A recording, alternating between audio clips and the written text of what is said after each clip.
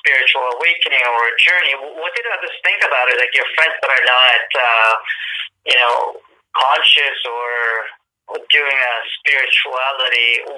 What was the thought on you transitioning and not doing too much of transitioning to spiritual work and not corporate anymore? Because I'm pretty sure there's quite a number of people who are having like an awakening out there. I've met quite a number who are in corporate and are afraid to come out. So coming out of the spiritual closet. Yes, right. Yeah. And what were the thoughts on you? Kind of just leaving your corporate life behind a bit, right? So yeah, I was in marketing and advertising for almost 10 years, 8 years or so. Wow. Yeah, and I always worked with communication, sales training and development, and how to speak with people powerfully. And I've already been in the self-development game for about 7 years. Okay. I think spirituality is very much intertwined when it comes to entrepreneurship and self-development. Anybody that's looking to expand themselves and be responsible for their life and how it's going to go and really show up in their life, they're going to tend to start looking towards those avenues, right, to empower themselves. And I think that spirituality is very much all about self-empowerment. So it's intertwined, it's all intermingled, and that was the pathway. Of course, there was some friends that I lost along the way. I just, wasn't able to translate very well what I was doing in the beginning, or a lot of people fearing for me, like, are you sure you want to do this? And, I quit my job. Oh, wow. I shifted completely over time. I should mention that this was a gradual thing. I didn't just jump off the bridge. I knew I was going to transition slowly, and I started using the tools that I had learned over the last 10 years, and I thought, how great would it be to bring this and bridge this with the spiritual community and make it something tangible and create a bridge for people who are interested, who are awakening, like you said, and are looking for that. But it's as if, too far out it's not relatable enough. It's too much, too fast for some people. Right, absolutely, they're afraid they're going to become hippies and lose all all of their grounding. So it was important for me to do this gradually. Luckily, with my friends and my family, I have a powerful way of communicating things, and I shared with them that this is part of my journey. This is what I'm going through, and they saw I was very happy. And I think that's at the end what everyone wants for people is for them to be happy with someone they love. But I'm glad also, especially with going back to the light language or soul language or speaking in tongues, however you want to call it. Right. It's fascinating, the work and the science that goes behind this. So if you really do talk to some people who are very analytical and they need proof and evidence. There's, Dr. Emoto's work is one of my favorite scientists in the world. He did tons of work with power of words and music with water.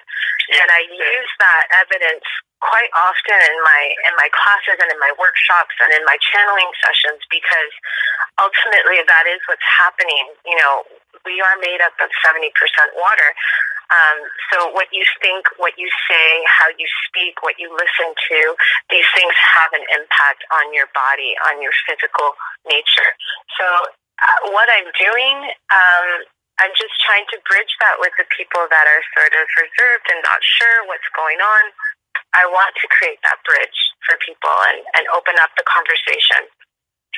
I completely agree, because there's quite a number of people that I know, from police officers to medical doctors and CEOs that I've met that were having an awakening, but they're scared to really bring it out because number one is, I think, it's a support group, right? And if you don't have a good support group, people won't understand you. You're going to feel like you're all alone and, it's not real, or you're caught between 100%, right? Yeah.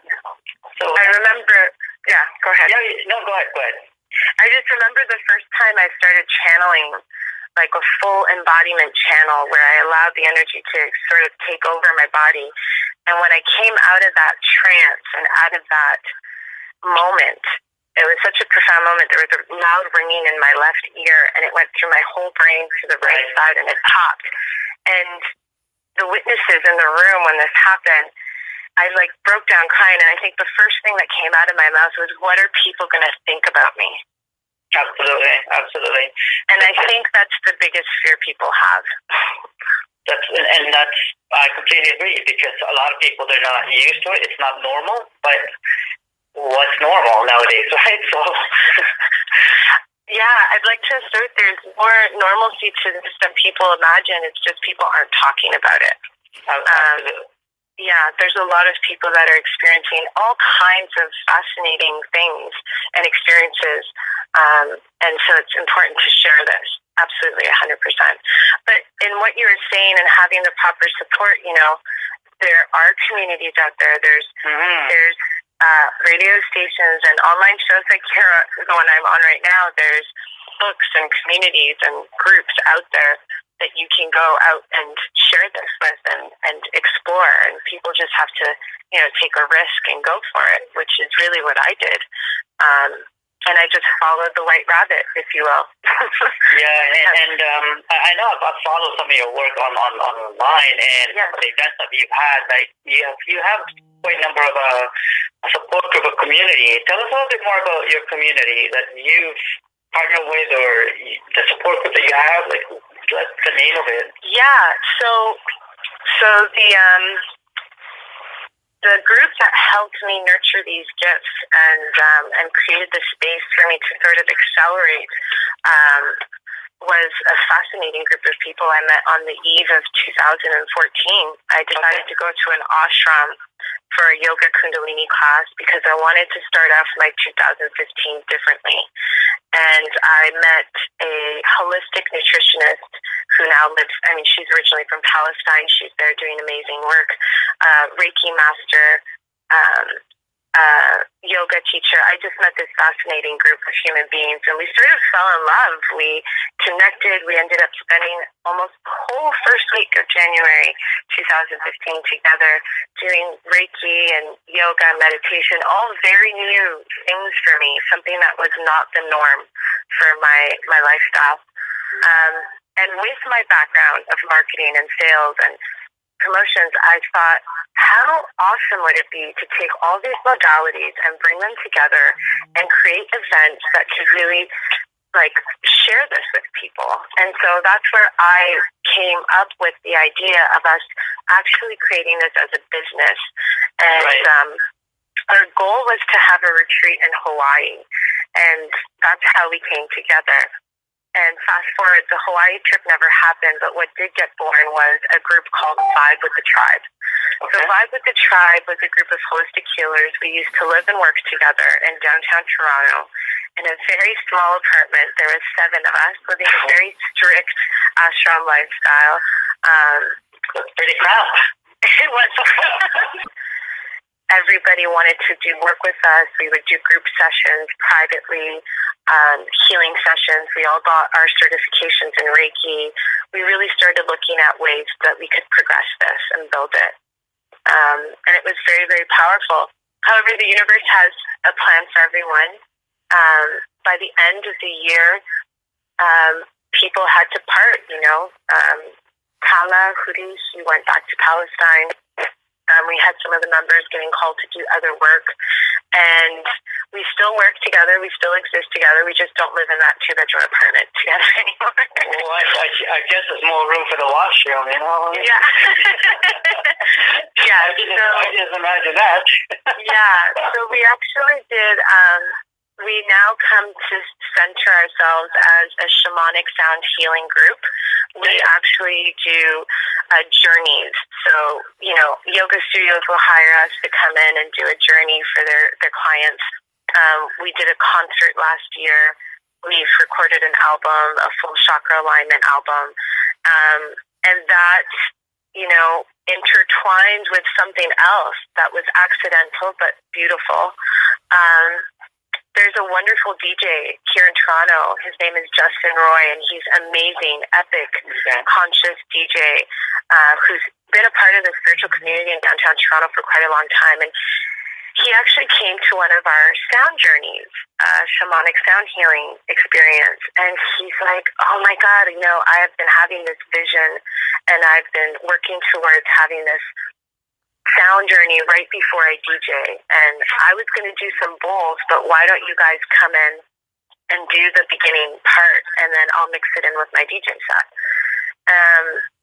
So there was about 30 people in his apartment at the very first Levolution, and that's what the party's called. It's called Levolution. You can find it on Facebook. And Vibe with the Tribe is the sound healing integral part of that experience. And it was magic. It started with 30 people. By the last year for New Year's, we were co-hosting a party for over 1,000. This past year, we actually went to Burning Man. We were applied to have a sound camp. We had one of the biggest sound camps there right on the Esplanade. If people are listening that have been to the Burn or know about Burning Man, it's like prime time real estate. The Esplanade at 9:30, and we actually got to facilitate 3 Levolutions throughout the week of Burning Man. So we've traveled, we've thrown amazing, epic experiences, bridging transformation together with music and sound, and it has been the wildest ride of my life, and I'm so excited for 2017. We have so much coming up, and I'm stoked. That sounds like it's been ongoing, a good thing for the last year or two. But is there what's the biggest challenge that you've had on your journey that during what was some of them? If you kind of like share with us. There's obviously challenges, especially with myself. And this is personal. We all have our strengths and our weaknesses. I have I've had experiences with Vibe with the Tribe and as well with Levolution in how to work with teens and how to work with to expand myself and to rid myself of habits and thought patterns and, deep belief systems that keep showing up in ways that aren't in alignment with the highest purpose of why I'm here. So the self-development game never ends. There's no, it's not a destination. This is a path. It is a journey, to be compassionate to yourself and forgive yourself and know that you're trying your best. And only by doing that can you do that for other people. Absolutely. And one of the questions I have is you came from a corporate and then gone all the way from your spiritual, but what would you say to some of these people that that are spiritual but at the same time having a hard time relating to money and to business? Because I meet quite a number of them across Canada and around the world that, no, I'm a healer, I'm a spiritual light worker, but we do need money to pay our bills. Yeah. So what's some of the advice that you would give to some of those people that are out there, right? Yeah, 100%. Thank you for asking that, because it wasn't always easy for me. I've had to really go deep in myself for the poverty consciousness that exists within me, all the way into integral parts of my DNA. My mother is immigrant.